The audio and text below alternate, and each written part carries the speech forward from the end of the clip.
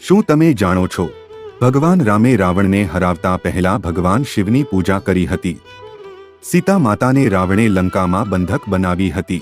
તેમને બચાવવા રામ, લક્ષ્મણ અને વાનર સેનાએ સમુદ્ર કિનારે પહોંચ્યા, પણ લંકા તો સમુદ્ર પાર હતી અને યુદ્ધ ખૂબ જ મુશ્કેલ હતું।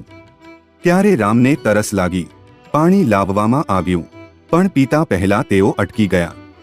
તેમને યાદ આવ્યું તેમણે હજુ ભગવાન શિવની પૂજા કરી નહોતી। સમુદ્ર કિનારે રામે રેતીથી શિવલિંગ બનાવ્યો અને ભક્તિમાં લીન થઈ ગયા।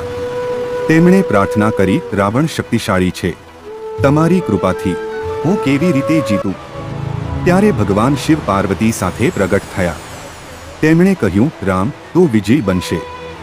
રામે વિનંતી કરી કે શિવ અહીં જ રહે, અને તે સ્થાન બન્યું રામેશ્વરમ જ્યોતિર્લિંગ। આગામી વિડીયોમાં જાણીએ નાગેશ્વર જ્યોતિર્લિંગની કહાની।